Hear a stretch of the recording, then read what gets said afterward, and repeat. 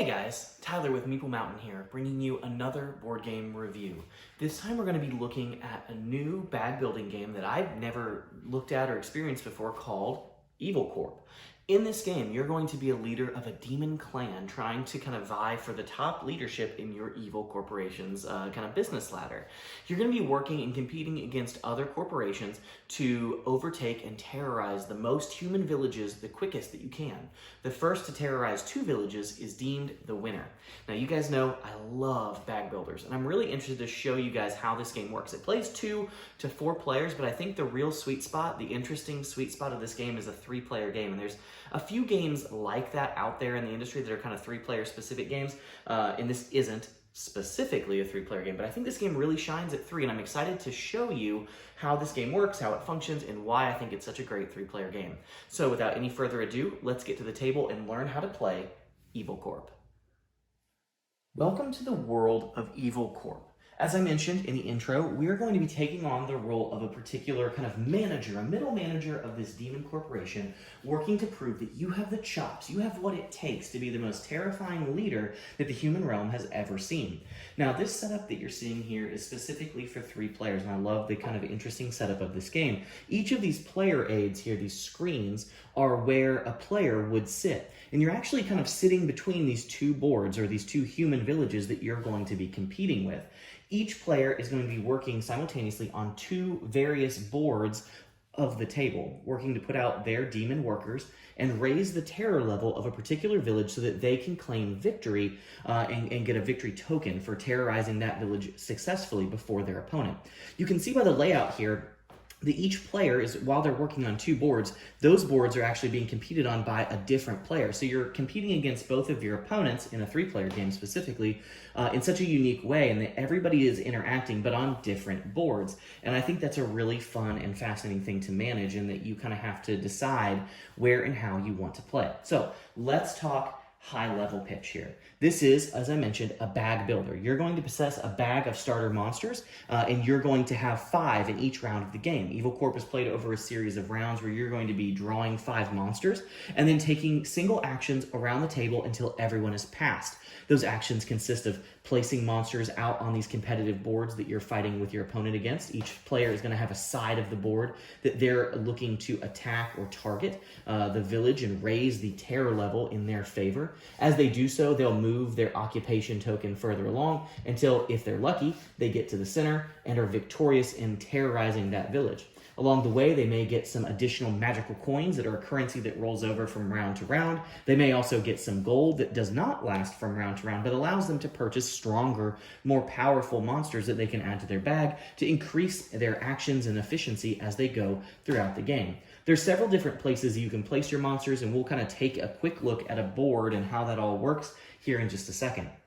But as I mentioned, you're going to take turns placing your monsters onto various places on the board, raising the terror level accordingly, and gaining particular benefits as you go throughout the game.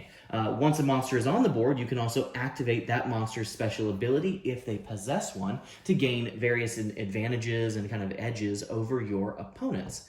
As you go, you can also, again, as I mentioned, purchase new monsters, utilize your demon overlord's specific powers through the summoning portals on the board, and ultimately work to raise those terror levels between the rounds. Now, when a round is over, most of your monsters will disappear. They'll kind of come back to your discard and go back into your bag, but some of them will remain concurrent from round to round and can even stay to help you keep the terror level in your favor. You're going to have to make some tactical and strategic decisions to see how you can juggle the 2 villages that you're simultaneously attacking. How will you keep both of your opponents at bay and raise those terror levels so that you're able to become the victor and prove to the management that you have what it takes for the next big promotion in Evil Corp? So let's go ahead and zoom in, and we'll take a little bit of a look at a village that you'll be working to terrorize and talk about what all the symbology and effects mean so that you can kind of understand a little bit more about how Evil Corp functions. Here we have a zoomed in view of one of the villages that you will be attempting to terrorize in your game of Evil Corp. Now remember, you're going to be terrorizing 2 of these villages simultaneously, so there's lots of strategies about where you go and what you do. As a reminder, game is played over a series of rounds. On each round, you take one action: place a monster, activate it, buy a monster, or pass. This is your half of the board. Each player is kind of getting a half of the board that they're working and campaigning against.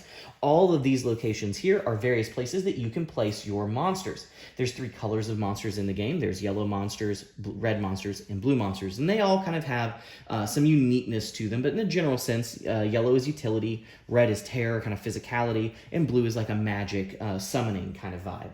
In the game, you're attempting to raise the terror level by placing monsters and moving the terror marker that many spaces based on their level on the top left in your direction, kind of like a tug-of-war mechanic. When you cross these various thresholds for presents or rewards, you're going to move either your domination marker closer to the center, which is how you effectively terrorize and win the victory marker, shown here. For that particular village, which will flip this tile over and kind of begin a new asymmetric village on the other side. You also can get some purple magic coins. Magic coins are gold that you'll use to buy monsters, but it lasts from round to round, where gold has to be given away, kind of similar to like Currency and Clank or a lot of deck building games. But this is premium currency that sticks with you from round to round. The big key and strategy of this game is there's lots of different effects based on what you place and where you place it on the board. So first off, let's talk about where you can place things and what those effects are. First, we have 3 basic kind of combat zones. You place a monster here, you raise the terror level based on the level of the monster, and they go away at the end of the round. These monsters don't stay.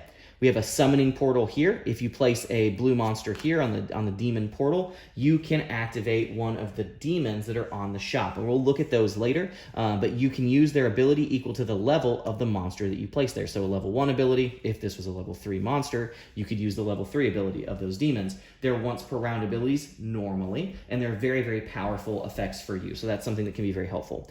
Ports will allow you to gain gold, or whatever is here, but in this case, gold. If you are the first to place a yellow monster in a port, you will get the yellow loot in this case, which is 2 gold. Similarly, if you place a red or blue monster in the port first, you can claim the red or blue loot that is shown here. So red or blue monsters give you this loot, yellow monsters would give you that loot. So that's kind of ports, a way to gain some currency, again, raising that terror level. The final thing is a fortification. Now, some monsters have markers that denote that they can't go into fortifications, but if you go into a fortification while also raising the terror level, if you pay the gold cost associated with the fortification, this monster can actually stay between rounds. So you can leave them there if you have the money to pay for it, and they can stay and actually tip the terror level in your favor automatically in the next round, which can be very helpful for kind of getting things moving. The last thing to talk about are the 2 tokens in the middle of the board. If you are the first to place a red monster in these combat spaces in the front, you will gain the loot token. The loot token is going to give you gold equal to the level of that monster. So in this case, 1 gold. If I had a level 3 monster, it would be 3 gold. If you place the blue monster here first, you're the first person to place a blue in one of these kind of brown combat spaces, you will gain this tiebreaker crystal here, which will solve ties in your favor at the end of the round. That can be very helpful for a close and contested town to where you can kind of come out on top. So as you can see, the rules and the mechanics are relatively straightforward and simple on how you raise and kind of do this tug-of-war on the terror level in your town, but the strategic depth is, how do I get the advantage? How do I come out on top, and which town do I place in at which time to make sure I don't give my opponent an easy victory in a specific area of combat? Now, the next thing you can do is, once you have a monster on the board, you can also flip them to use their special ability. Now, a nice thing about the player aids that we'll look at in the game is that they break down all the special abilities and make it very clear with the iconography to understand what they do. But that's another choice that you have on your turn, is you can flip these guys over. Some monsters have an instant effect that you get, in this case, a gold when you play them, but then also a flippable effect that allows you to do something on your turn. So my turn would be activating that ability, and I gain whatever that particular ability is for your monster. So with that all said, let's take a look at the main shop board and the player aids and talk a little bit about how those function as well. All right, here we have a little bit of a zoomed in view of the monster shop. This would kind of be typical, deck builder card shop area, and well as the player screen. These are actually really nice screens that kind of walk you through the phases, the day phase and the night phase of each day or each round in the game, as well as a place to keep your drawn tiles or cards, if you will, from your bag. Every player gets a nice little cloth bag that holds their tiles. You'll draw 5 per round and place them under here and kind of store them. It also, on the side, sides actually walks you through exactly what goes into your bag based on player count. And if you tip it up, it kind of gives you a breakdown of what the abilities are on the cards and monsters as well. So this player aid is excellently done. It's a very nice screen. It's sturdy. It's not going to tip over, as you probably have experienced yourself in certain games.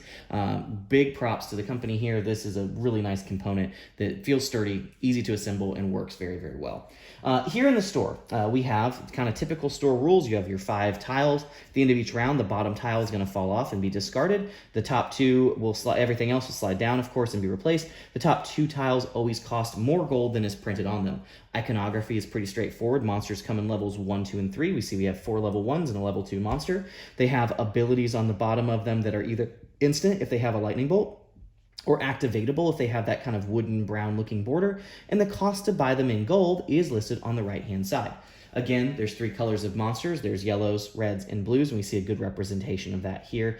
And again, they kind of fall into these general ideas of yellow being more utility-based, hand management, letting you kind of optimize your deck, your bag of tiles.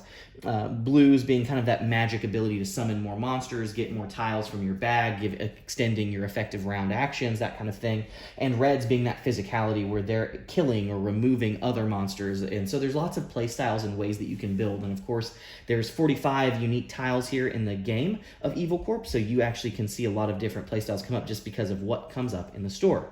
Now, on the right-hand side, there are these 3 unique tiles. These are the Demon Lords. These are kind of the high-tier management in the company of Evil Corp that you're working to impress. They have unique abilities that kind of feel and fit to the vibe of the 3 core colors of monsters. At the top, we have, I guess, what you would call the patron saint of the red monsters, which when you use his ability, you can look to the other side in a village and kill a level 1 or a level 2 monster that your opponent has there. So for instance, if I activate this ability, remember we do that by putting our monster on the demon portal, that summoning portal, that kind of blue looking portal in a town. And based on the level of that monster, whether it's 1, 2, or 3, you can use an ability of one of these demons if it is unactivated. Once it's activated, they flip. There are abilities that allow you to flip them over between, within the round. Otherwise, at the end of the round, they'll reset. But this ability here lets you kill a monster on the opposing side of level 1 or 2, and you have to either do it for free or pay 2 gold depending on the level of the monster you use. Similarly, we have kind of the patron saint of the yellow monsters here. This particular monster allows you to trim your deck, basically trash cards. You can trash 1, 2, or 3 monsters that are in your set, basically giving you better action efficiency. This is pretty common in deck and bag builders, right? You need a way to trim the starter cards out of your deck and get more efficiency with those higher level monsters that you've purchased. Finally, we have kind of the ultimate blue version here, which allows you to draw additional cards from your bag, or monsters from your bag, and then you will discard that many as well. So this, again, that efficiency, getting in there and getting the right monsters out at the right time so that you can kind of make the plays that you need to play.